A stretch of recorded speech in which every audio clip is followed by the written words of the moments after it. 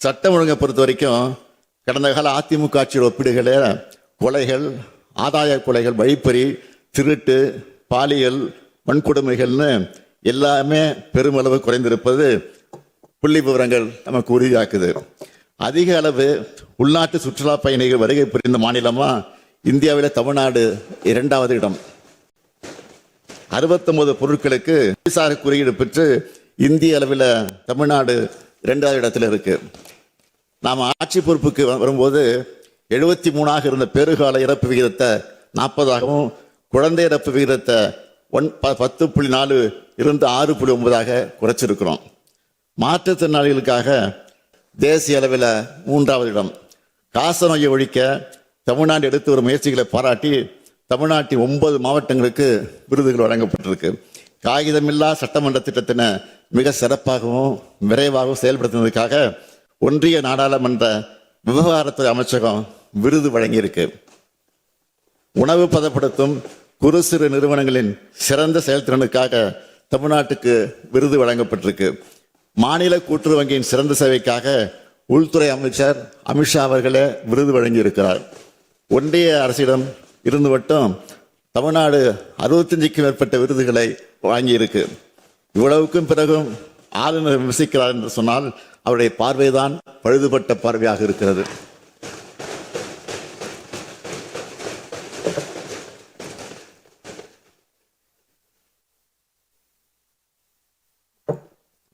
நம்ம அரசு செஞ்சிட்டு இருக்கக்கூடிய திட்டங்களை பார்த்து கேட்டு அவற்றை தங்களுடைய மாநிலங்களையும் செயல்படுத்த பல்வேறு மாநிலங்கள் அதிகாரிகள் வந்து தெரிஞ்சிட்டு போறாங்க.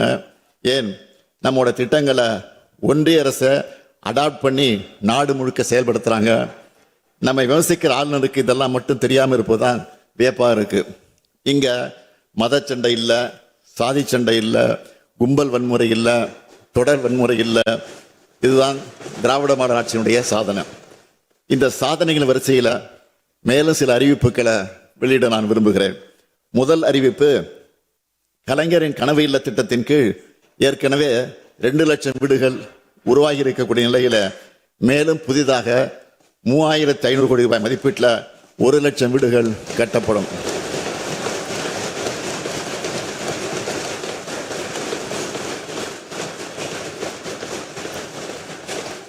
இரண்டாவது அறிவிப்பு, கிராமப்புற பொருளாதாரத்தின் உயிர் நாடியாக விளங்குகிற ஊரக சாலைகளை மேம்படுத்துகிற முதல்வரின் கிராம சாலைகள் மேம்பாட்டு திட்டத்தின் கீழ் 8,911 கோடி ரூபாய் மதிப்பில் 20,484 கிலோமீட்டர் நீளம் உள்ள கிராம சாலைகள் மேம்படுத்தப்பட்டு உள்ளது.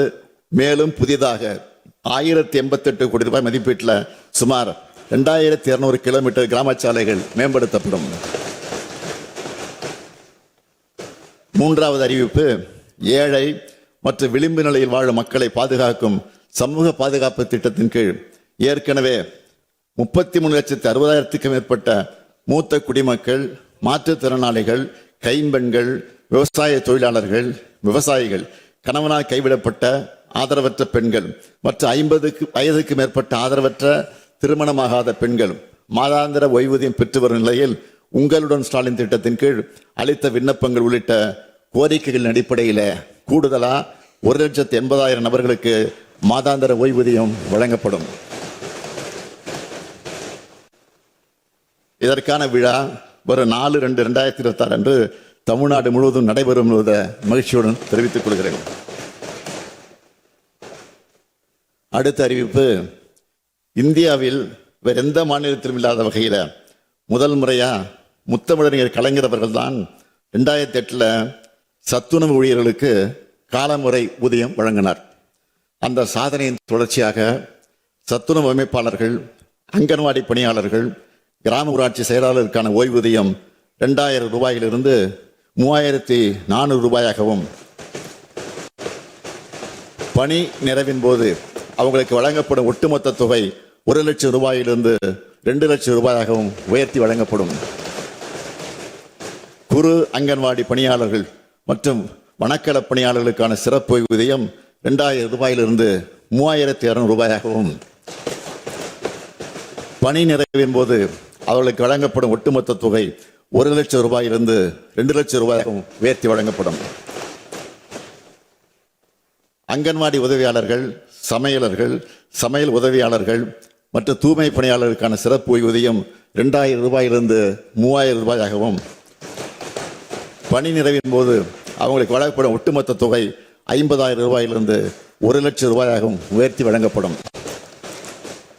சிறப்பு ஓய்வூதியம் பெற்று வரும் சத்துணவு அமைப்பாளர்கள், அங்கன்வாடி பணியாளர்கள், கிராம ஊராட்சி செயலர்கள் இறந்துவிட்டால் அவங்களுடைய குடும்பத்துக்கு குடும்ப ஓய்வூதியமாக 1200 ரூபாயும், மேலும் சிறப்பு ஓய்வூதியம் பெற்று வரும் குறு அங்கன்வாடி பணியாளர்கள் மற்றும் வனக்கல பணியாளர்கள் உள்ளிட்ட இதர சிறப்பு காலமுறை உதவி பணியாளர்கள் இறந்துவிட்டால் அவங்களுடைய குடும்பத்துக்கு குடும்ப ஓய்வூதியமாக 1100 ரூபாயும் வழங்கப்படும்.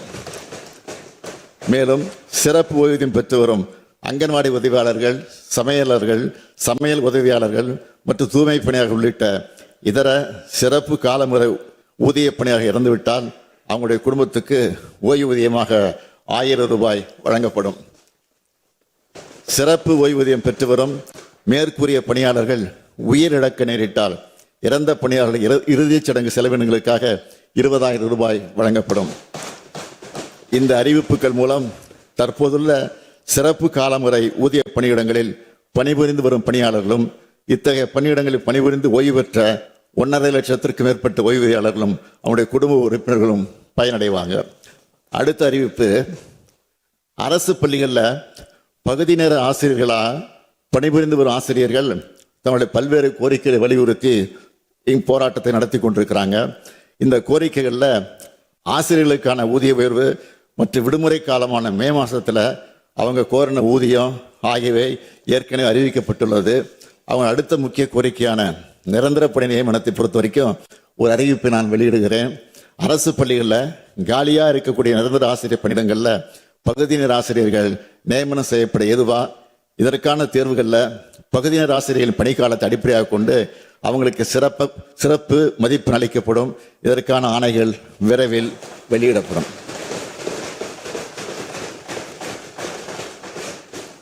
மாண்புமிகு பேரவைத் தலைவர் அவர்களே, கடந்த தேர்தலின் போது யாரும் கொடுக்காத வாக்குறுதிகளை நாங்கள் கொடுத்தோம். முடிந்த அளவுக்கு அந்த வாக்குறுதிகளை நிறைவேற்றியும் இருக்கிறோம். உங்களால் நிறைவேற்ற முடியாதுன்னு சவால் விடப்பட்ட வாக்குறுதிகளையும் நாங்கள் நிறைவேற்றி காட்டியிருக்கிறோம்.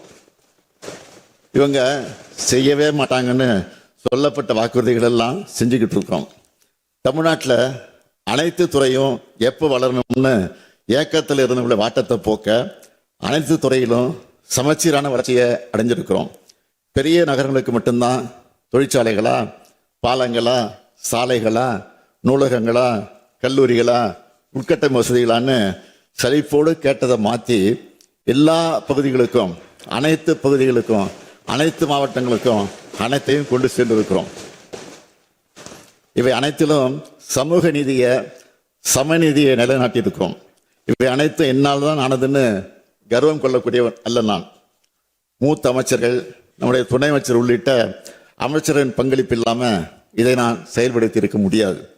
ஆக்கபூர்வமான ஆலோசனை வழங்கிய இங்கே இருக்கக்கூடிய சட்டமன்ற உறுப்பினர் இல்லாமல் இதெல்லாம் சாதனையான படைச்சிருக்க முடியாது. அது மட்டுமல்ல, தலைமைச் செயலாளர் தொடங்கி காவல்துறை உள்ளிட்ட அனைத்து அரசு துறை அதிகாரிகள், அனைத்து நிலையிலும் பணியாற்றக்கூடிய ஊழியர்களை அனைவருடைய பங்களிப்பும் இதில் இருக்கு. தமிழ்நாட்டின் கடைகோடி மனிதருக்கும் எல்லா திட்டங்களும் சென்று சேருவதை உறுதி செய்கிறோம்.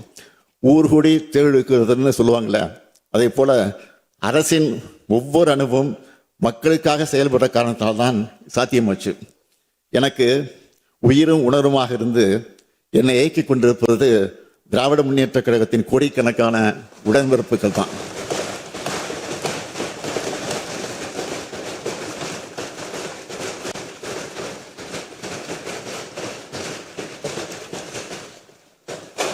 எனக்கு மன வலிமை கொடுப்பதும் அனைத்து வகையிலும் தோல் கொடுப்பதும் எங்களுடைய தோழமை கட்சிகள் தான். ஜனநாயகத்தின் ஒரு பக்கம் ஆளுங்கட்சின்னா இன்னொரு பக்கம் எதிர்கட்சிகள். மக்கள் மன்றத்தில் தேவையற்ற பல விமர்சனங்கள் செஞ்சாலும் இந்த சட்டமன்றத்தில் சில ஆலோசனைகளும் வைத்திருக்கக்கூடிய எதிர்கட்சி உறுப்பினர்களுக்கும் என்னுடைய நன்றியை தெரிவிச்சுக்கிறேன். கனிவான நேரத்தில் கனிவாகவும், கண்டிக்க வேண்டிய நேரத்தில் கண்டிச்சும் ஆசிரியராகவே செயல்பட்ட பேரவைத் தலைவர்களுக்கும் நன்றி. துணைத் தலைவர், பேரவைச் செயலாளர் உள்ளிட்ட அனைவருக்கும் நன்றி தெரிவிச்சுக்கிறேன். மாண்புமிகு பேரவைத் தலைவர் அவர்களே, இந்த ஆளுநர் உரைக்கு நன்றி தெரிவிக்க தீர்மானத்தின் மீது 17 உறுப்பினர்கள் பேசியிருக்கிறாங்க.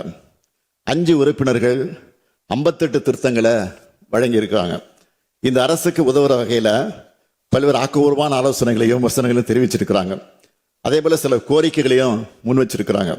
அவை அனைத்தும் அமைச்சர்களுக்கு அனுப்பி வைக்கப்பட்டு உரிய நடவடிக்கை எடுப்பதற்காக முயற்சி மேற்கொள்ளப்படும். உங்களுடைய ஆலோசனைகளை கருத்திலே கொண்டு அதில் நியாயமான கோரிக்கைகளை இந்த அரசு உறுதியாக நிறைவேற்றும். எனவே இந்த விளக்கத்தை ஏற்றுக்கொண்டு மாண்புமிகு உறுப்பினர்கள் தங்களுடைய திருத்தங்களை திரும்ப பெற்றுக்கொண்டு ஆளுநர் உரைக்கு நன்றி தெரிவிக்கும் தீர்மானத்தை நிறைவேற்றி தர வேண்டும் என்று கேட்டுக்கொள்கிறேன். மாண்புமிகு பேரவைத் தலைவர்களே, இந்த பேரவைக்கும் நாட்டுக்கும் நாட்டு மக்களுக்கும் நான் சொல்வது ஒன்றுதான். நான் இந்த 5 ஆண்டு காலத்தில் எனக்கும் என் மனசாட்சிக்கு கட்டுப்பட்டு தினந்தோறும் திட்டங்களை தீட்டி உழைச்சிருக்கிறேன். இன்னும் உழைக்க காத்திருக்கிறேன். இந்த 5 ஆண்டு கால உழைப்பையும் வளர்ச்சியையும் பார்த்து அடுத்த 5 ஆண்டுகளுக்கும் திராவிட மாடல் ஆட்சி தான் தொடரணும்னு